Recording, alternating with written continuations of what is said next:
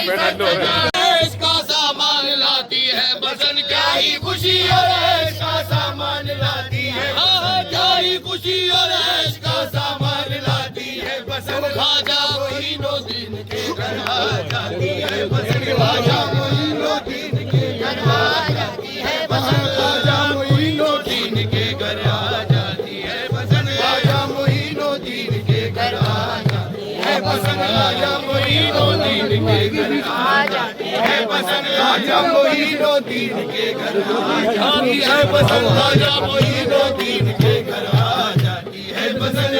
बन बना कैसा सजा मुझे को ढाला दो अदा से झूमना, ख्वाजा की चौखट चूमना, इस तर्जमा झुकाने से जलवा दिखाती है बसन, इस तर्जमा झुकाने से जलवा दिखाती है, इस तर्जमा झुकाने से जलवा दिखाती है बसन। ख्वाजा मोइनुद्दीन के घर आ जाती है बसन, ख्वाजा मोइनुद्दीन के घर आ जाती है बसन, ख्वाजा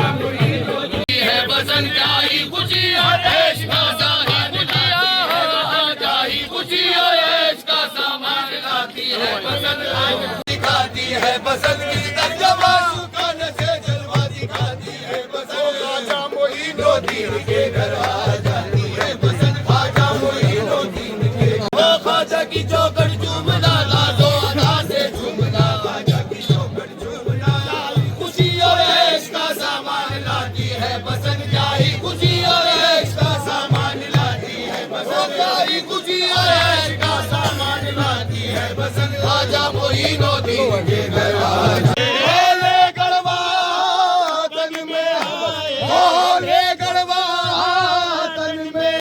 किस उपलक्ष्य में बसंत? आज बसंत पंचमी थी जो चांद की 5 तारीख को दरबार ख्वाजा में चढ़ाई जाती है। हर साल की तरह इस साल भी चढ़ाई गई और बड़े धूमधाम से मेन गेट से लेके आता नूर तक आए।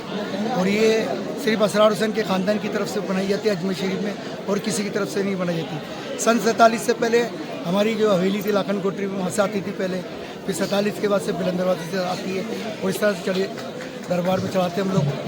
जैसे पीले सरसों के गुलाब के सब फूल इकट्ठे करके एक गुलदस्ता बना के गरीबों को पेश किया जाता है।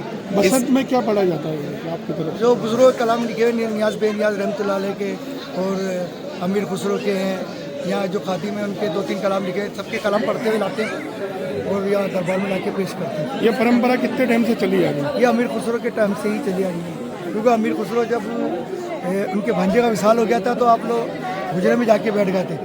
तो अमीर निज़ामुद्दीन औलिया बहुत गमज़दा थे, तो अमीर खुसरो एक दिन घूमते हुए जा रहे थे तो कोई लेडी से एक गुलदस्ता बना के गीत गाते हुए जा रही थी।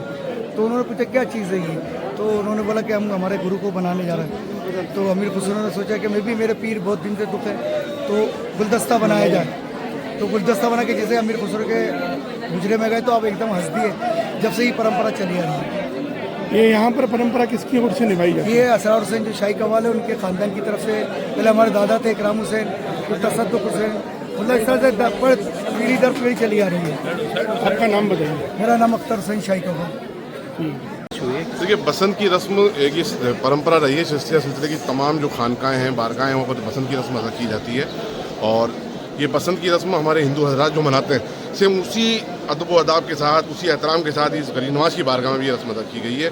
और ये हिंदुस्तान में एक अनोखी मिसाल है कि किस तरीके से हिंदुस्तान की सभ्यताएं, हिंदुस्तान के धर्म परंपराएं, हमारी संस्कृति जो है एक दूसरे को जोड़ने का काम करती है। और ये उन लोगों को जवाब है जो धर्म के नाम पे राजनीति करते हैं और धर्म के नाम पे लोगों को लड़ाने की बात करते हैं। तो आज ये जीती जागती अनमोल मिसाल जो हमारे मज़हब को, हमारे मुल्क को एक अलग ही मकान दिलाती दुनिया के अंदर, कि हम किस तरीके से मिलजुल के 800 सालों से, हज़ारों सालों से यहाँ मिलजुल के रह रहे हैं और एक दूसरे के धर्म का कैसे एहतराम करते हैं। कितने सालों से पेश हो रही है? ये अमीर खुसरो के दौर से शुरू हुई थी। निज़ामुद्दीन औलिया के जो चहेते भांजे थे उनका इंतकाल हो गया था, उसके बाद वो गमज़दा रहते थे, अपनी कुटिया में रहते थे।